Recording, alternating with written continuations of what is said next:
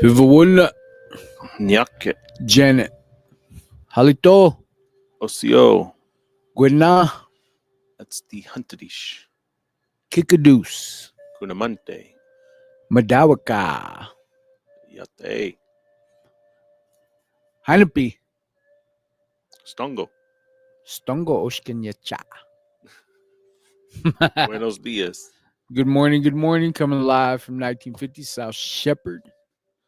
I am Mr. Barry Botone. I'm Mr. Carmelo Revelis. Here we are at the DOH building in El Reno, El Town, El Ghetto, the gut, All those things. You know, we had a pretty interesting night. You know, we had a good night. You know, my little brother, actually he's my nephew, but I call him my brother because we're like around the same age. Absolutely. Celebrated his 4-year yesterday. That's awesome, man. You know, we had about close to 40 people come out. And, you know, like I feel like we should be having more of those celebrations. Absolutely. You know, like I mean, I wish we could, you know, have a good get together every time somebody, you know, has a milestone in recovery. You know, I don't care if it's one day. Yeah. You know, like 100 years, like I don't know, like I enjoy being a part of watching people, you know, come around and they're in the recovery game. And you know, as like for Perry, like if you knew Perry back in the day, if you knew P Whip, you know what I mean? Like Yeah.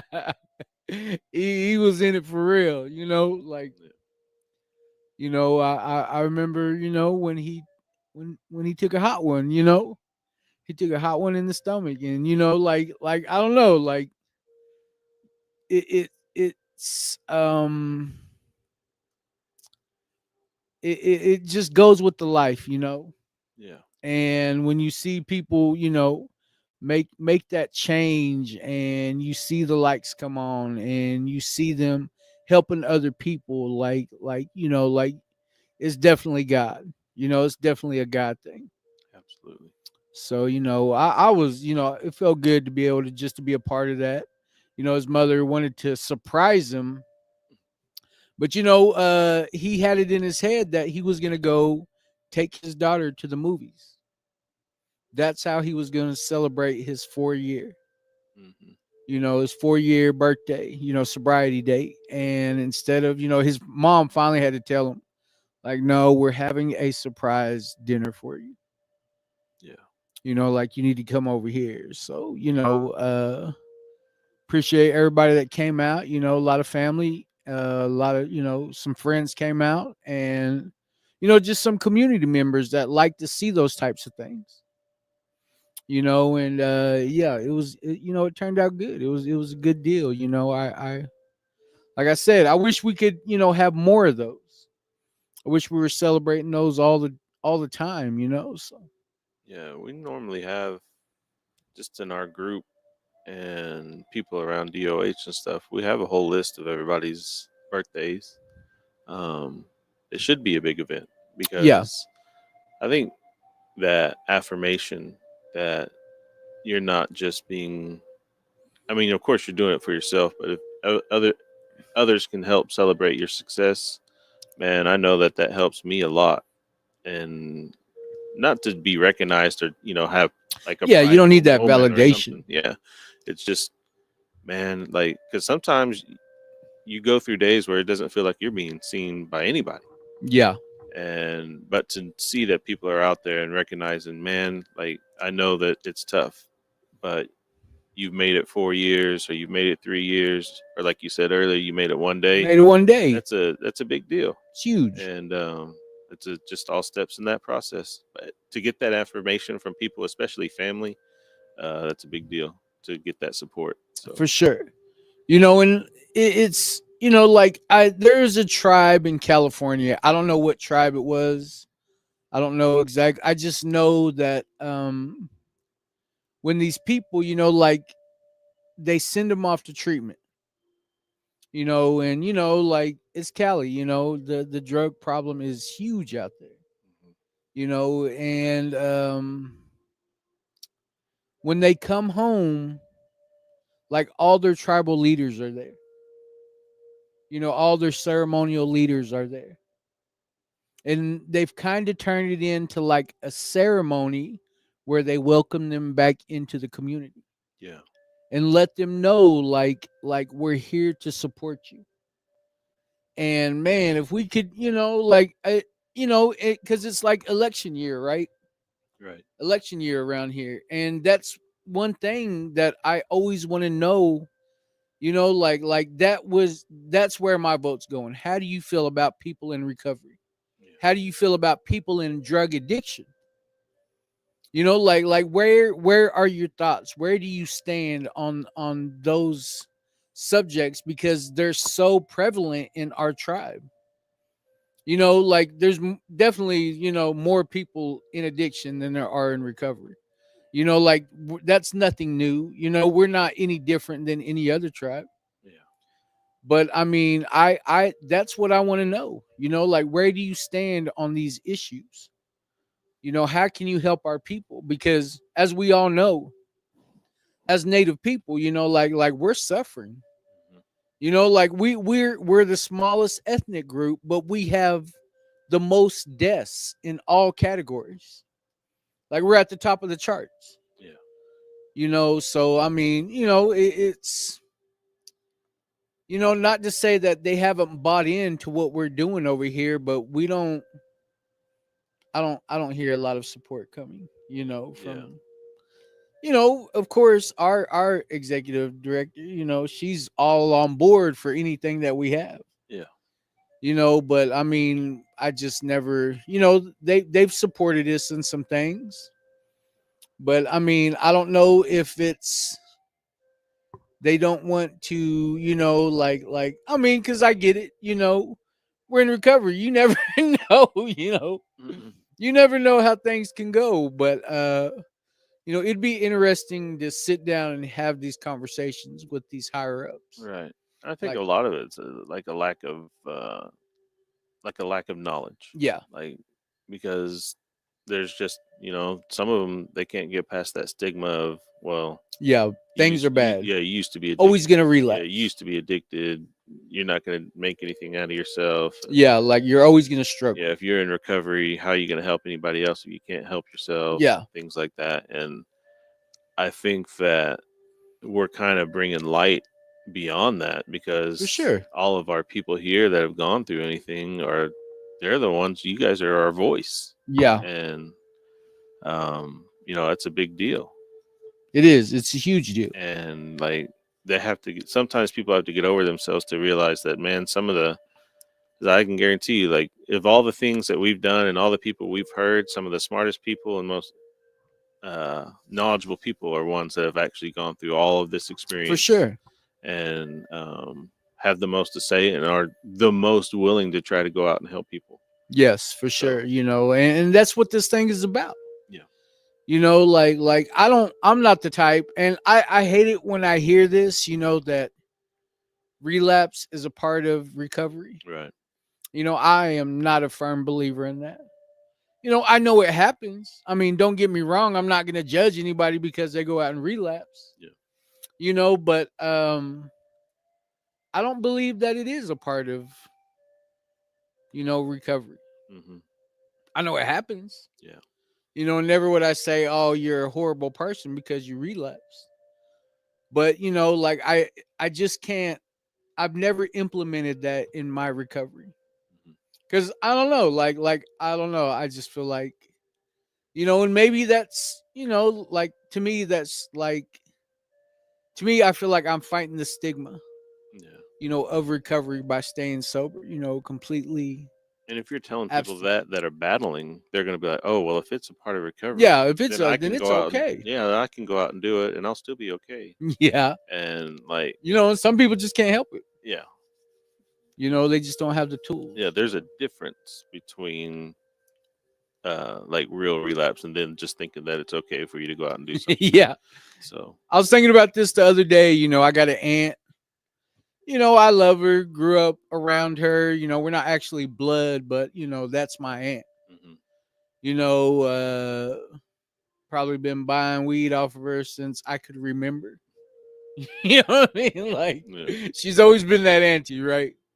Well, she struggles, she's in her, but I remember when she got out of prison, she hit me up. After we tried to help her, extended, Hmm. like, hey, you don't have to, like hoping she would, like hoping she'd make the right choice. Her daughter did. Hmm. And then I remember she sent me a message kind of accusing me of still getting high. Mm. You know what I mean? But saying it in a joking way. Yeah. Like, I know what you really be doing. And I'm just like, okay, like, well, anyways, I love you, Auntie. I hope you're doing all good. You Yeah. know what I mean? Like, we have that conversation. But I'm just like, like, that was an interesting thing to say. That's just like And she used I to be the one to always tell me. yeah, I want to say that's like Concho life. Yeah. You know what I mean? Like it feels like anytime that anybody's finding some kind of success, even if it's just personal and going through a journey, there's always going to be somebody, whether it's Yeah. family or friends or something that's trying to start some kind of drama or Yeah. like Has some kind of yeah, suspicion. something like there's no way that Barry's able Yeah, to do there's this no stuff. damn way He's that out there Barry. doing something. Yeah, So, he's got to be. yeah, so that always makes me laugh because it always happens all the time. So, Aaron, you want to get in the game? Will you read our comments, sir? Will you read the first and last name and speak into the mic, sir? Yeah. Say with your chest. Cassandra Ty said, celebrating 104 days here. Hey, all right. Awesome. We appreciate you sharing that with us. Jesse Bushyhead said, good morning. Good morning, sis. Good morning.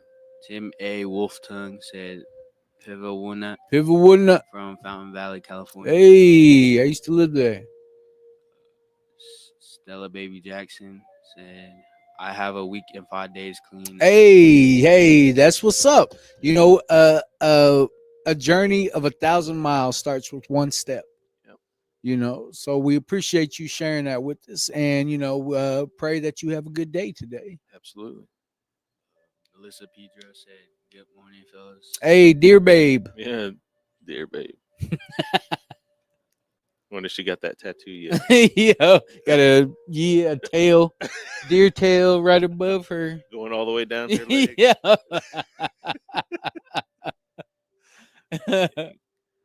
Miss Madbull said, good morning. Good morning, sis. Morning. Leslie Shorty said, good morning. Oh, my other sister. Good morning, little sister. J.M. Botone said, Nyaki auntie. Yeah. Shine Rappo Tour Project. Have an awesome day. Aho. It I don't know what it is about today, but maybe I don't know. I got up and I read the elders meditation. Is there any more comments? Yeah. Go ahead. Misty Hickson said, good morning. Good morning, Misty. Good morning. Kazaris said, good morning, brothers. Good morning. Edwina Horse Chief said, good morning, my brothers. Oh, hey. Good morning. Jesse Bushyhead said, yeah, I've been accused of still using early in my sobriety. Yep. Yo. It's always gonna happen. Yeah, like it's crazy. Like it's like people just don't have that realization. Yeah, that like get better. they're not getting better, so how can they see somebody else? Yeah. David Deere said, good morning. Stongo David. Stella Baby Jackson said, good morning. I'm clean and sober for a week in Cali. Cali. All right. Well, like I said, a journey of 1,000 miles starts with one step. And I remember being early in my recovery in California. I went to detox in Riverside, California, to a place called Pacific Manor. Met a lot of great people there. Had a great time. Not a great time, but I had a great experience. Mm-hmm. You know what I mean? Like understanding like where I need to be mentally, emotionally and spiritually whenever I came into this thing. So I mean, you're already physically there. There's some things, a lot of emotions that you got to deal with, mentally, that we're not used to dealing with, anger, fear, anxiety, like all these things are, like to face these things sober was a whole different ball game to me. Absolutely. You know what I mean? So it's like, trust the process. Definitely trust the process. And, what happened emotionally is I started to find that balance. Like I used to have these super high highs and these super low lows. And when you start to find that balance, like even though you're not focusing on those things, you kind of find that happy medium. Mm-hmm. You know what I mean? And like it really does work. Like just being able to stay kind of centered, and you become a spiritual toddler. You know what I mean? Like it's that's the easiest way to explain it to me is you become a spiritual toddler. Yeah, I always tell people you're gonna find things, you're gonna find out things about yourself that you've been That you running never away knew. from, or that Yeah. you never knew, or you're gonna feel things that you've never felt. Um, Emotions. yeah, and it's all because that's all part of what you were running away from, Yeah. or what you were trying to hide in your mental state and things like that. I still, I Yeah. battle that stuff every day. I'll be sitting at home and like it'll get real quiet, and all of a sudden my mind will start wandering off, and I'm just like, okay, okay, okay, need to need to go have Bring some it back. prayer time, or Yeah. have some meditation time, or go for a walk or something, because Yeah. It's easy it's to get caught up in yeah, that. and it's not that it's terrible to remember things of the past, because I mean we wouldn't do what we do if Yeah, we didn't have that past, and you just got to learn to grow from it. for So sure. So I hope you have a good day today. yeah, That to me, like they always say, one day at a time. You ain't even gotta no future tripping. You can't change over what happened yesterday. And tomorrow's never guaranteed. hmm So yeah. I hope you have a good day today. Do we have any more comments, Mr. Sleeper? Melissa Pedro said LMAO. I have yet to get that tattoo. so we still know it's coming. Yeah. See her bend over and see that. Say, See that deer tail. Yeah. yeah. Julia Shalon Tartsa said Yes. Good morning, Julia. Oh, Francis K. Lombert said Pivot one up. if it wouldn't In up, the brother. hustle and bustle of this white man's world, drink water. Yeah, that's my big brother right there. Alfred Whiteshirt said, "Good morning, young warriors." If it wouldn't up. BJ Step said, "Good day to y'all." Good morning, brother. Good morning, BJ. Let's see. Well, but yeah, it's been interesting, just I wasn't gonna really say anything about it, but this morning, right? Gotta, I consider him one of my nephews. Like I always see his posts, and it's always like he posts this young lady's CDIB on there. Then he puts her social security number on there. hmm And it's just like, and then it'll be a picture of another girl.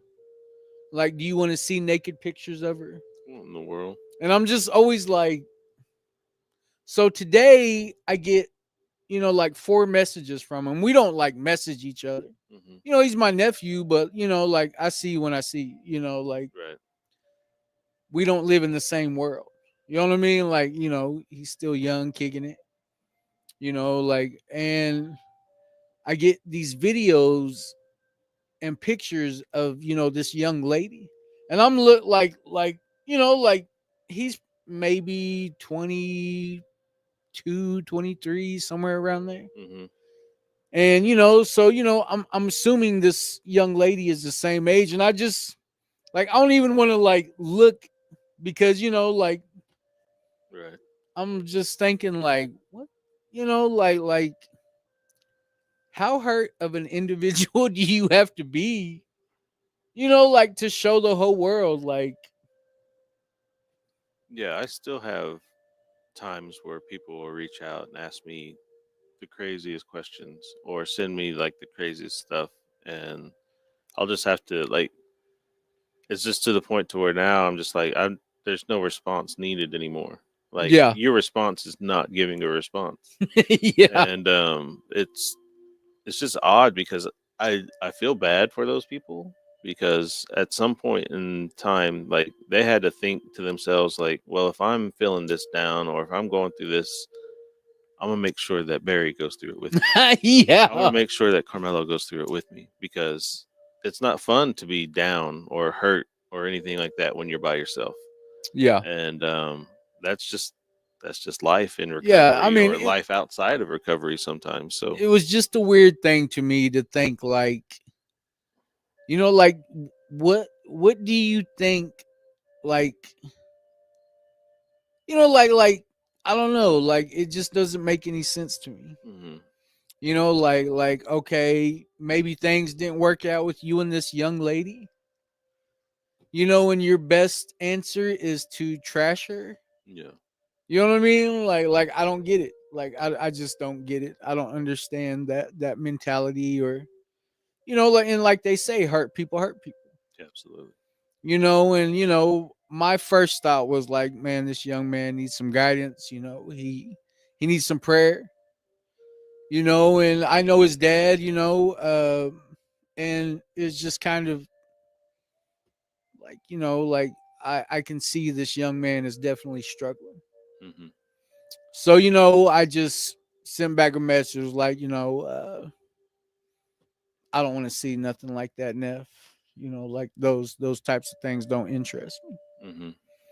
And I don't know if you read it or not, or why he would even decide to like send me something like that. But like I said, hurt people.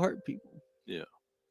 And it's just crazy that, like, I'm to the point now where I'm like thinking about unfriending him. Hmm. But maybe, that could be a call for help too. Right. Maybe I'm taking it as a call for help, because how much fun are you having off of bashing somebody else? And then if that's the case, then there's definitely some problems going on there. Yeah. It's kind of it's odd to think about, like because at some point in my life I probably did the same stuff. Yeah, I'm sure I Like did too. it was But we didn't have Facebook. and when you're hurt, you try to lash out. You're of course you're gonna lash out at the people who hurt you. Who hurt you? Yeah. Um, but as you continue to grow, you learn to be better than that.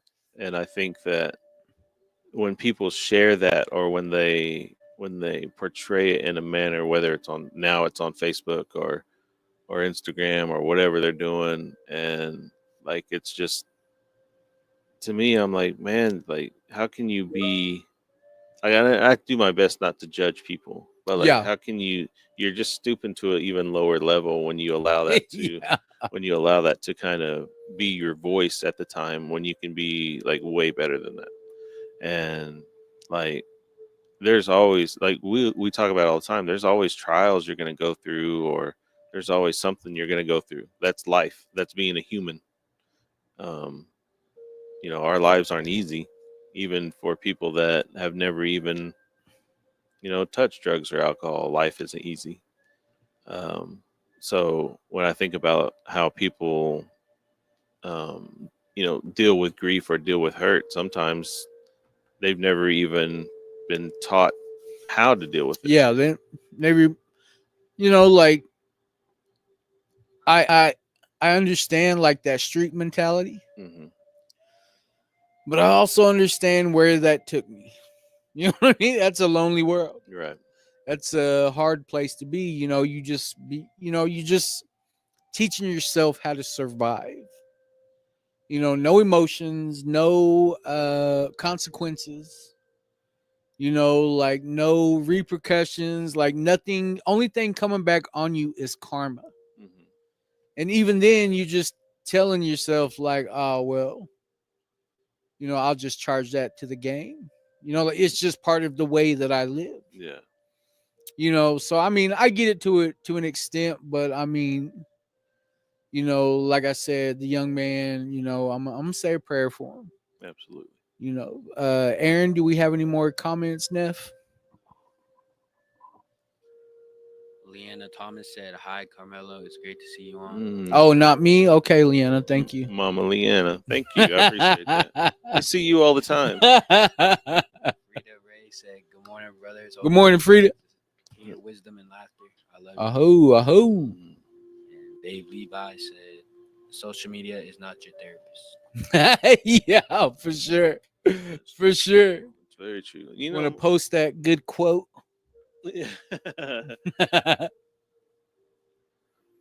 You know, and I get guilty of that from time to time.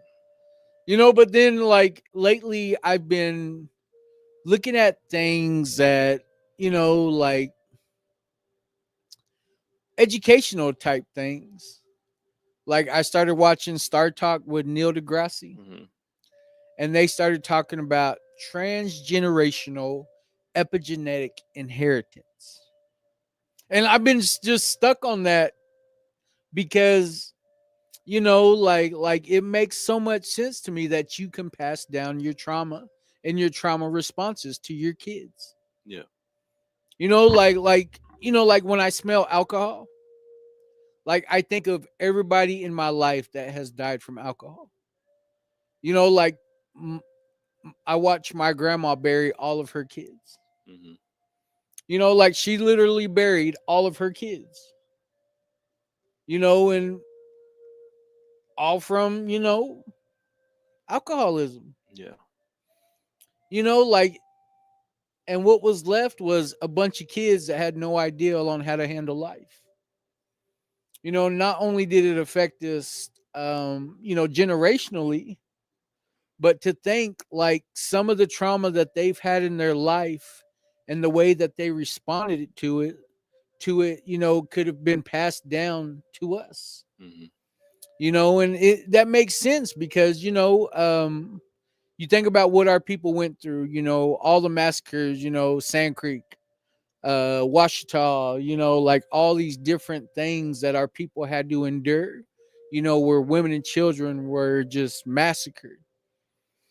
And, you know, that's where like that distrust of, you know, I'll just say, you know, Vilhooks, you know, like that's where that distrust came from, you know, but I also see like there's a healing part of it too, Hmm. because ever since I can remember, I've always loved the smell of cedar and sweetgrass, you know, Sundance cedar, you know, bear root, you know what I mean? Like I'm attracted to those things. Yeah. And you know, and I've always wondered why. You know, and that makes so much sense. Like not only can we pass down the trauma and the trauma responses, but we can also pass down the healing. Yeah. You know, so that was a like, and if you're you know, it's called transgenerational epigenetic inheritance. Look it up. You know, like it's a real thing. Like it's Yeah. a real thing. Like Yeah. Your last point you just made about, a lot of people will hang on to the negative parts of what's passed down, but we have to realize that there's the other side to that. yeah, That I don't think that we would do what we do if we didn't think that there was going to be yeah, the good parts that are going to be passed down. And so that's a that's something I've been trying to establish within my own little family, is that what I'm passing down to my kids now, like they're going to be able to pass down to their grandkids. mm-hmm. I mean, and go on and forth, so on and so forth. And I'm just, sometimes that blows my mind because it's a huge responsibility. Yeah, And because I'm one of the first ones that are trying to stop the trauma in my family and start trying to do the healing. And it's sometimes it can get overwhelming, but yeah, I think you have to have that realization that yes, we do have all this trauma in our past. I was like, but at some point you got to be that person that's going to stop that trauma from continuing on, and have your kids remember, like, why do I like the smell of cedar? Why do I like the smell of sweetgrass? Mm-hmm. Or why do I like coming home and realizing that, that dinner's already ready or something like that? Like the smell of spaghetti in the house. You know what I mean? Like just Yeah. something like Yeah. those are just examples of things that we can think about. Like, and it always brings back good memories and not bad memories. Because I have plenty of bad memories of coming home and smelling Yeah. alcohol Smelling the opposite. or smelling cigarettes. Like still, like to this day, like I'll go to the casino to hang out with my brother or Ugh. to do something. The casino or my brother? Which one was that for? Both. Both. Yeah. But like just the smell of cigarettes in general will take me back to some of my, more painful memories. Yeah. And but I just, you just got to go through it. And the little triggers are stuff that we have to deal with every day. Mm-hmm. But it's just interesting. And now we have the scientific word for it. Yeah. I'm not gonna remember it, but Transgenerational. epigenetic Inheritance. Okay. It's a real thing. Yeah, I believe you. It's a real If thing. Neil deGrasse was talking about Yeah, it, Neil deGrasse. Yeah, I watch him all day long. Yeah. He always cracks me up because he always asks that dude that's interviewing him Yeah. questions all the time, and that dude's like, I have no idea what you're talking about. Yeah. I think that dude's like actually educated. He just happens to be a comedian too. Do we have any more comments, Mr. Sleeper? You gotta stay in the game. You gotta stay in the game, Aaron. Earl Plumley said, Nyakit, brother. Start over, just getting on. Hope y'all have a good day. Aho, brother. Hope He you said stay start safe over. today. Okay. Start. No. JM Boton said, exactly, Barry Boton. Think about that all the time. Mm-hmm. Kimberly Sexton said, Sio. Ron Colley said, the new way to live is not new at all. It's the way of our ancestors. I like that. Mr. Collie. No, Nai said, Hainipi. Hainapi. Good morning. Good morning. That's that is Ho Chunk. Ho Chunk. I remember y'all coming back and saying that. Well, Connor is the one that started saying it because her boyfriend is Ho Chunk. Makes sense now. Yeah. So that's where we heard it from. Because we was like, girl, you are not Ho Chunk. Yeah. But yeah, well, should we go ahead and do you have your book? Yeah, I got it. Ready to go? I forgot I didn't even post it this morning, so DOH is missing out. Well, maybe they'll have a reason to watch us. So today's July 15th. We're in the summer meditations with Native American elders. We are nothing compared to his power, and we feel and know it. That's from Black Hawk Sock. Inside of every man and woman is a place of knowing. In this place is the knowing that there is a great one, the great mystery, the Holy One, the Great Spirit. We can deny this all we want, but we know what we know. This place of knowing is at the very center of our being. It is gratifying to know that God cannot leave us. It is said we are spiritual beings trying to be human. With this power in our lives, we can accomplish much. We can do many good things for our people. O Great Spirit, I know of your power. I love the days when I can feel your presence. Let today be one of those days. Let me walk today in your beauty. I like that. Hey, Mr. Boton, drop that knowledge. Mr. Rivelis, thank you for reading that. Like when I can't quite make sense of things, I always think about what it used to mean to me. Like what did it mean? Because I remember a time in my life where, when I had trouble communicating with God because of the things that happened in my life. And after my son, took his life, he was 14. Like it was so hard for me to pray. Hmm. Like I was just so bitter about everything that had happened.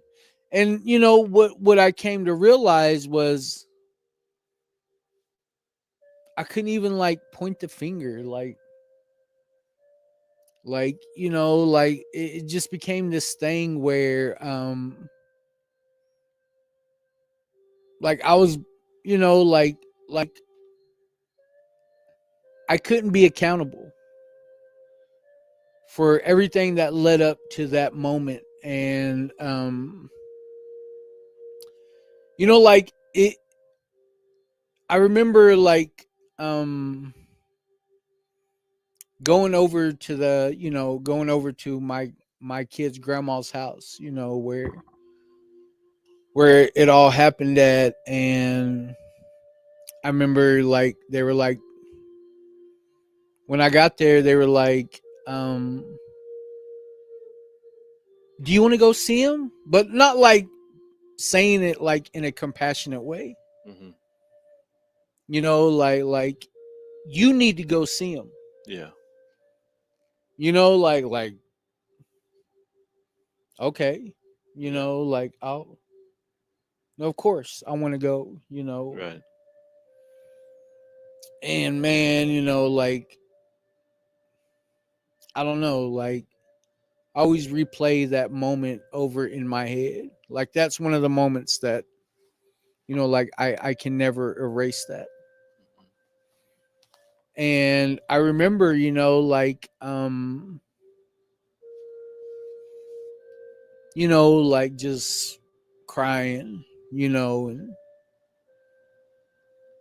I remember, like just that remorse and all the things, like everything just started hitting me. And like kind of, I guess, to try to bring me back in, because of the way I was crying. And like he's laying there, and I got down on my knees, and they're like, you can't touch him. And it was just like, man, like like I was losing it, and I remember, I think the detective, to like bring me back in, he said, what's your favorite memory of your son? Hmm. And at that point, I think all the way back to when he was born, in his life. And that, like thinking about him laughing, thinking about, like the good and the bad, Hmm. like just, like all these memories, all these things that, like all these milestones he had reached in his life. And where I kind of like started fading out of the picture. You know what I mean? And I remember I stopped. And when he said, what's your favorite memory? I just started laughing, and I was like, I'm still crying, but I'm just like I wanted to answer him. Hmm. So, I like laughed. And I'm just like, all of the memories. I love all of the memories. I don't have a favorite because I loved all of them. And it was crazy because at that moment, like his mother was sitting there watching me, like she's watching me grieve. And she runs back in, and she tells her family, Barry's out here crying, or Barry's out here laughing, and he thinks it's funny. Wow. So of course her dad was like, well, he needs to leave. He needs to get out of here. You know, police come out there, and they're asking for you to leave, and like they don't want you here. And I'm just Mm. like like, and then it comes the blame game. You know what I mean? Like it's your fault all of this happened. And I'm just like, and I just remember thinking like God, like why would you let, like, not that the situation isn't bad enough, but then you put that on me? Because at that point I'm talking to the detective. I'm like, so what's this process? Like what's gonna happen next? Where's he gonna go? Like what's gonna happen? Like, Yeah. and like I'm trying to be like responsible for once. Like I don't know how responsible I was before that, but I know it wasn't much. And I don't know, like I didn't blame them. I didn't blame, I blame God. Hmm. And I remember just so upset just to even acknowledge him. So what happened was I tried these things my way. I started trying life my way. I started like I guess dismissing God for my life. And like it always says, it's never him that leaves us. It's always us that leaves him. Right. And I remember, like trying so hard not to want to have to pray. But it seemed like whenever I would get at my lowest point, whether I'd get the drunkest or whether I'd get the highest or I'd get both, Hmm. like I remember like being, thinking about death. I remember praying for, like, if I was going to pray, I'd pray like, please God, just take me. Hmm. Like so, I got sober for a little while after that. After my son passed away, I got sober for about close to 3 years. And then then I went back out for a couple more years, maybe another 3 years. I went back out, and it got way worse into my addiction. At that point, I was praying, but I was talking to God like he was Santa Claus, Hmm. praying for these things that I had no business, like that wasn't my way, Right. like that wasn't meant for me. And that's why those things didn't work out, because it wasn't meant for me. And I just thought like God is like making a mockery of my life because things are not going my way. He won't let me win for nothing. I'm taking all these L's. And like and today, I get to see how he was guiding me. Hmm. Those things weren't meant for me. Those people aren't in my life today. And when I think about a person being agnostic, because there's a lot of people that come into recovery and they're agnostic. Hmm. I want to say like it comes, it's a Latin word, and what it means is like to not know, kind of like uneducated Hmm. about God. Not that they don't understand, it's just that they've never been educated about what it is to know God. Hmm. And that's a, like that's a big step, is coming into recovery and acknowledging a higher power. Right. It ain't got to be God. Like it can be, it can be a doorknob. It can be, Yeah. the moon and stars. It can be the group. But you have to acknowledge, a higher power of your understanding, not my understanding, of your understanding. So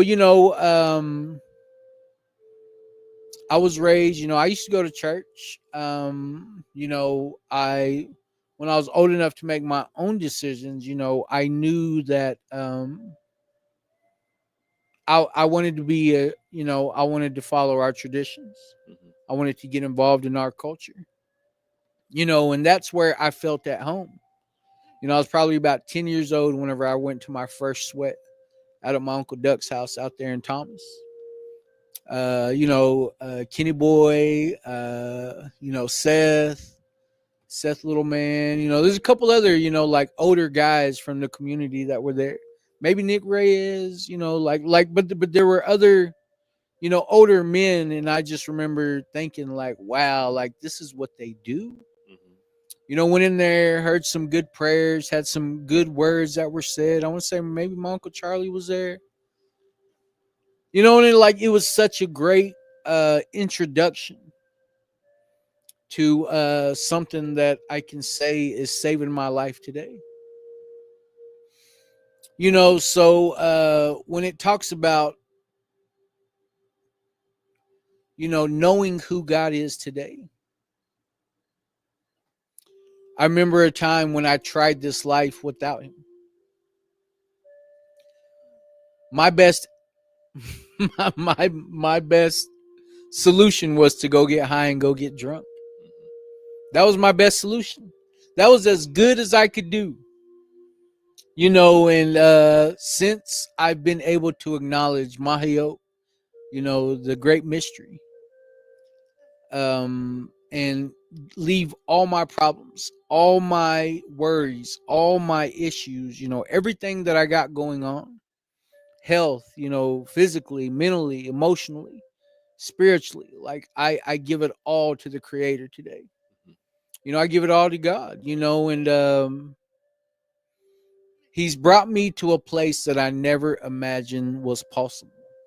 I never imagined this thing was possible. Like it didn't happen. Like it didn't happen in my family. Hmm. I watched my uncles. I watched my aunt. Like I watched them all like wither away.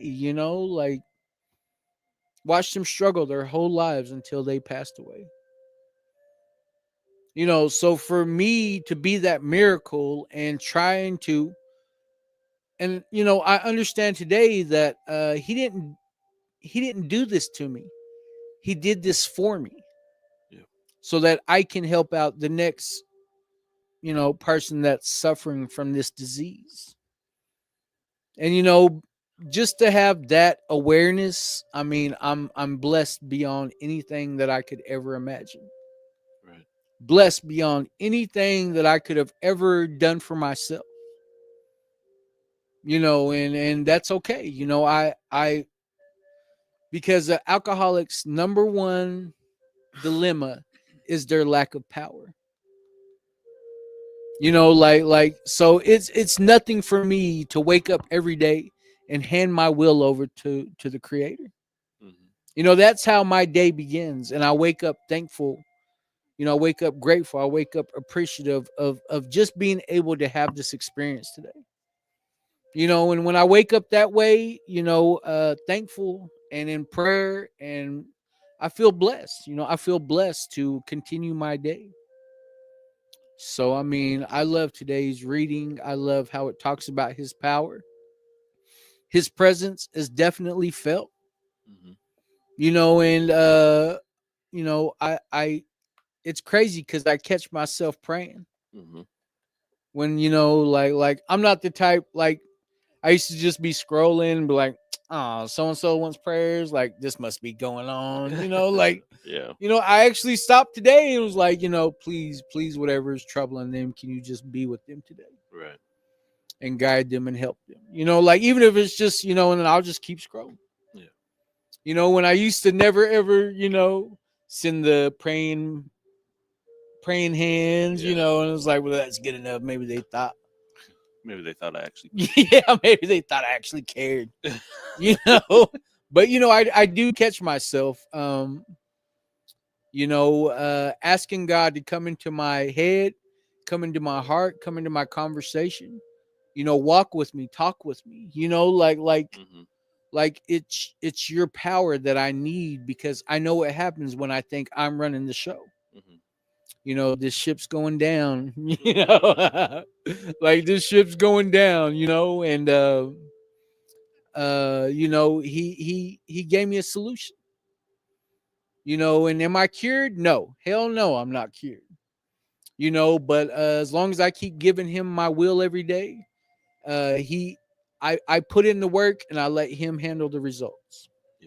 Yeah. So I feel totally blessed today. So It's good, brother. It's good. Um, you said a lot of everything that I was going to say. Um, but key points for me was, it's gratifying to know that God cannot leave us. And it said we're spiritual beings trying to be human. I think that's huge. that's a huge thing, because if we all know, if you let your human side take over, your life isn't going to be great. Yeah. You have to be in touch with your spiritual side. And it's like you just said, you wake up in the morning and you're thankful because we're not promised tomorrow. Um, we're not even promised to get through the rest of this day. And so if you fall asleep and you wake up the next morning, that's a blessing. Um, God has some kind of plan for you for that day. Well, how are you going to use it to bless other people's lives? How are you going to use your life to bless other people? And that's part of my prayers every day is, um, don't let me miss out on what you're trying to say to me, Creator. Don't let me miss out your presence within my life today, because it's there. He's always there. And we can become so busy with life. We can become so busy with everything else that's going on that he could be trying to talk to you the whole entire time. And we miss it.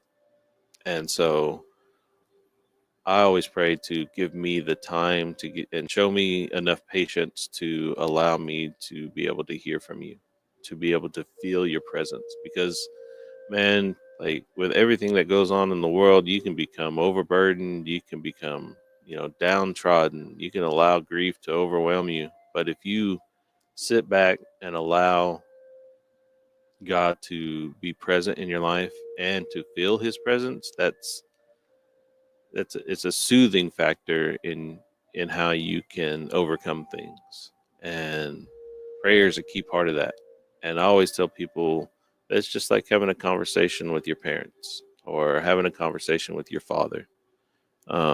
It doesn't You don't have to have a specific way you pray. You don't have to have um like you have to do it a certain manner, da, da, da, da. Like everyone's always worried about offending somebody, but it's not their relationship with God you need to be worried about. It's your own relationship. And if you want to have that kind of conversation, then just talk. And I do it all the time. Like I'll be driving down the road and I'll just start talking out loud and have a conversation. And but yeah, that's kind of key. Prayer is important, and to understand that his presence is always with us, and to allow yourself to feel that is very important. There's it's funny you brought up about people asking you for prayer, or you see it on Facebook or wherever it is you may be. Like I've kind of taken to a point to where if somebody asks me that now, like I don't I don't hardly get on social media that much anymore. So if somebody asks me for prayer, it's normally through a text message or a phone call or something. And instead of just being like, okay, I'm praying for you, now I'll stop. And if it's like a personal friend or somebody like that, I'll actually record myself saying a prayer and sending it back to them, just so they know is that I'm not just sending you prayer hands, or I'm not just Yeah. sending you those I'm gonna thoughts. love it. And I think that's prayer is powerful. And to know, like, I am always so overwhelmed and blessed by people that say that they're praying for me, but to hear those people praying for you, and it's, man, that's a true blessing. And I love that so much. And so when I hear somebody say that they're praying for me, man, that I love that. And especially if they're saying, "Yeah, I'm praying for you. I'm praying for your kids," and then you actually hear them say those prayers, man, I love that. So, um, don't be afraid to, if someone asks you for those kind of prayers or something, to actually stop for that moment in time and actually say those prayers, because you're not just helping them, you're helping yourself, because you're developing that relationship with Creator, and it's important. So, Wadon. hmm Wadoke. Do we have any comments, Mr. Sleeper? Mr. Aaron, baby Aaron Sleeper.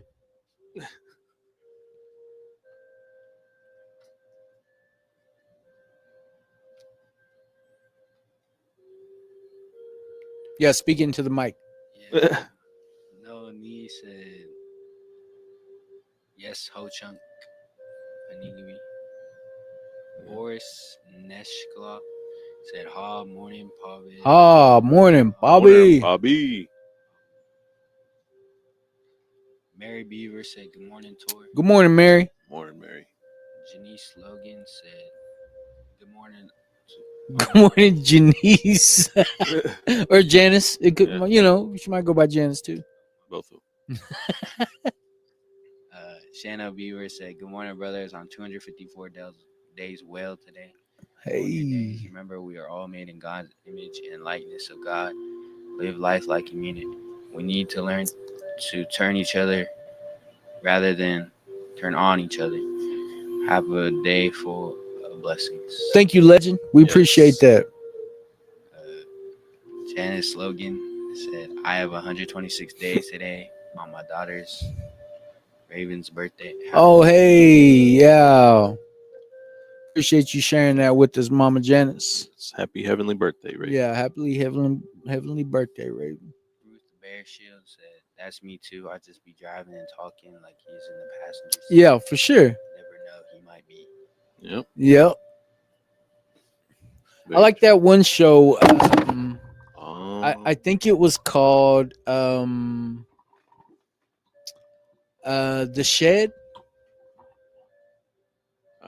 You've never I seen don't that? think so. Okay.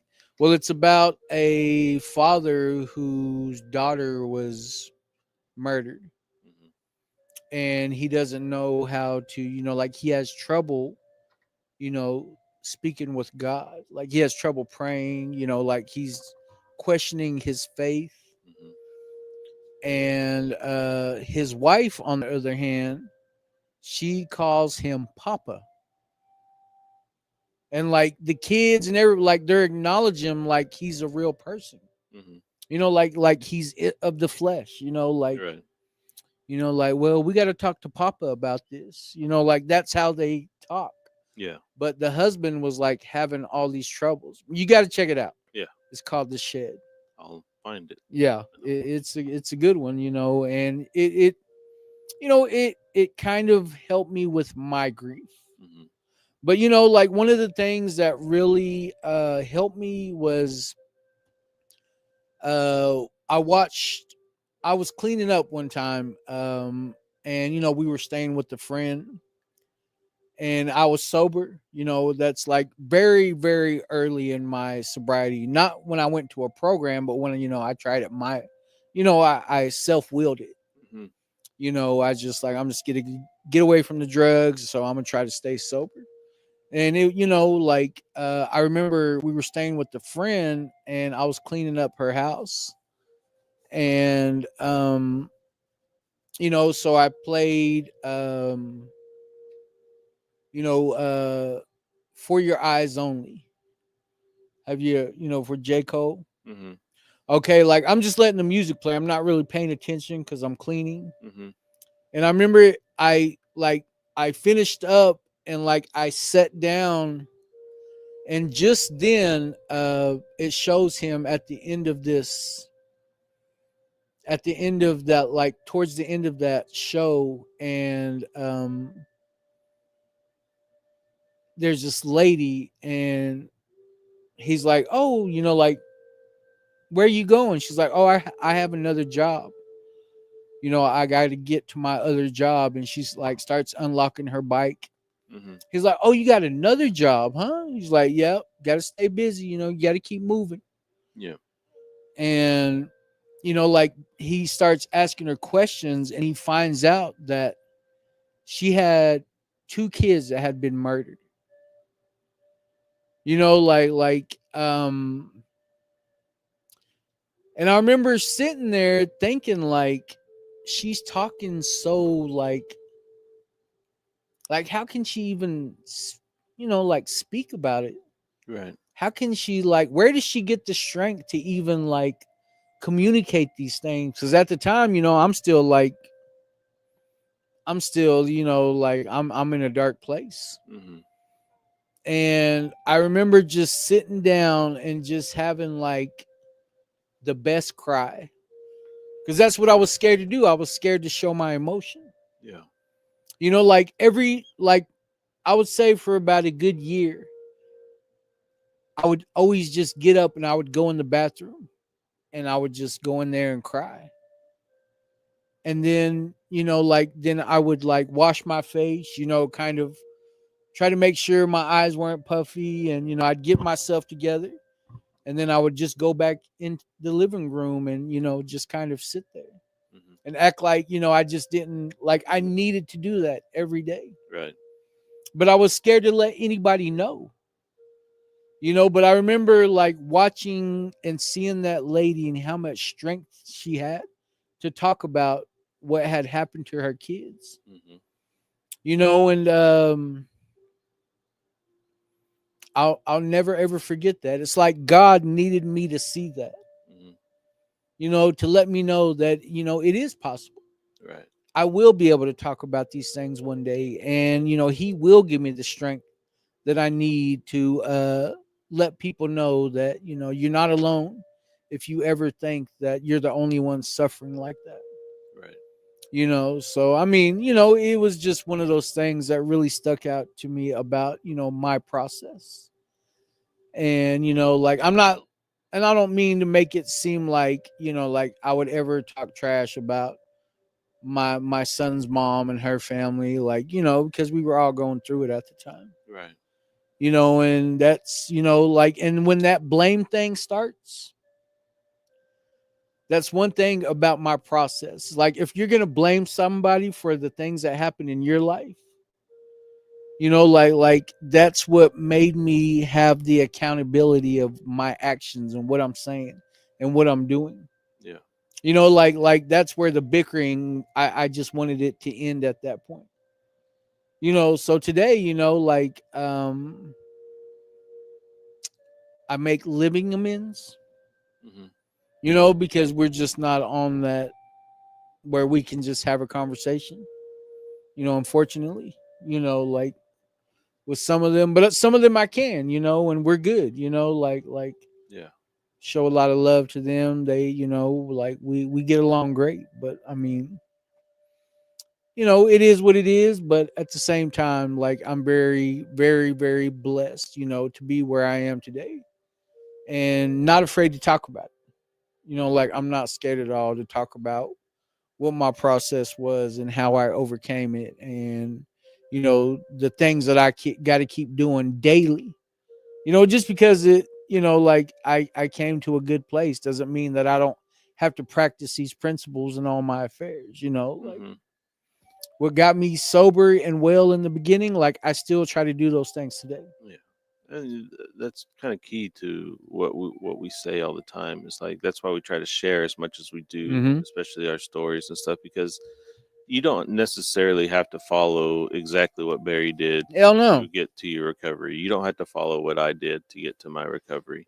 But there may be some key point or some key principle or something that happened in a story that Barry tells or something that I say that you grasp onto that helps you get through that day in particular. For sure. And I think that's why we like doing these lives, or we like doing our podcast, or we have our speaker nights, because there could be somebody that's out there that's on their first day of recovery, or that are A contemplating, week. Yeah. or contemplating starting their recovery journey, and they start seeing, well, this is how he dealt with this, and Mm-hmm. maybe that's a way that I can try to start grasping on to getting better for myself. And so whenever Shoot us a message. yeah, absolutely. And so when I think about that and I go through my days, there's stuff that I hear from you that helped me, or there's stuff that I hear from Darian or Mingo or Theta. Who? Yeah, Theta. Theta? No, like No, Mingo, that guy. who's that? No, I haven't seen him in a while. I don't even know who you're talking about. But yeah, any of us that have actually worked here before or don't work here anymore, that it's just help, because I think we've kind of grown into our own little family, and we all try to help each other out as much Yeah. as we can, and so it's just helpful. And then we have our network of people that we talk to all the time, and that are always on the live and commenting and stuff, and so it's just It's kind of turning into his own little community. yeah, and so it's great to know that everybody's here, and to have that knowledge that, hey, there's other people outside of our group that are praying for us, or there's other people that are out there that are maybe using some of the same things that we're talking about to help others. And that's kind of that's powerful. That's a real blessing in disguise. And I think if people can use whatever it is we have to say, or what is it you always say, if my bad experiences, we were trying to tell Shayna yesterday how to say Oh it. yeah. All my bad choices I've ever made in my life, all the mistakes I've ever made in my life, can be used to save somebody else's. Yeah, And that's the powerful thing about about getting into recovery. Mhm. Like that's the crazy thing about it. Like yeah, I was crazy, I was bonkers at one time, but I remember. it can be in my benefit today. Like that's crazy to me. Yeah, if my craziness can help somebody out today, yeah, that's wonderful. because I was off. I was fucking burnt the hell up. Like I wasn't gonna say nothing. yeah, I'll admit it. Everybody knows. Yeah, I mean, if you're from El Reno, like I was, I was something else. But yeah, it's great today. Sitting. I like to think that I'm sitting in my prayer. Hmm. I get to sit in my prayer today. Or what's even more powerful than that is that you're sitting in somebody else's prayer that was said for you today, especially our ancestors, to know that their prayers that they said back then to Definitely. take care of their future is you're sitting in their prayers today. That So, transgenerational epigenetic inheritance is happening in a doesn't have to be positive way. bad. Yeah, it's happening in a positive way. Yep. So that's pretty cool. Do we have any more comments? Because I'm about Dunskies. Vashti Alice said, Okay, that's Theta's sister. "Good morning. 804 days sober here in Anadarko, Oklahoma." Hey, all right, Awesome. sis, keep it up. Congratulations. Nadina Grant Mm-hmm. says, "Good morning. Enjoyed the elders' meditation today." Thank you for Nadina. That's my kid's grandma. Is that it? Janice Logan, that is such a good movie. I seen it when I was in Florida for treatment. Very highly suggested. Oh yeah, for sure. The Shed. It's a good movie. Lynn Ons, OKC, repping Medicine Tribe. 1,709 days. Wow. Thank you for sharing that, sis. Yep. Natalie Harjo quoted at one time. Definitely. At one time. At one time, I was the last guy you would ever give a microphone to. But today You're about out to that point again. I know, right? I can never forget that first time we were like, Barry, you're gonna have to go up there and talk. You're like, no, I'm good. I don't need to say nothing. I'm like, dude, you just have to go up there and introduce yourself. And we ended up having to take the mic away from you. Like, dude, you only had 45 seconds. Yeah. That's good though, man. I love that. Some people don't even realize how naturally gifted speakers they are until they can actually get up there and do it. And that's so you're really blessed. I feel it. I feel it. Did I ever think that I would be capable of ever? Not at all. I know I didn't think you were capable. But God is good. That's All the that's all I time. can say. Is God is good. And luckily,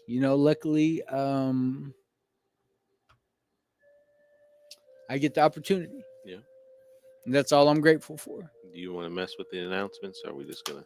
I'm done. Okay. I'm done. So All right, Mr. Tatum will be with you tomorrow on Women's Wednesday. Yeah.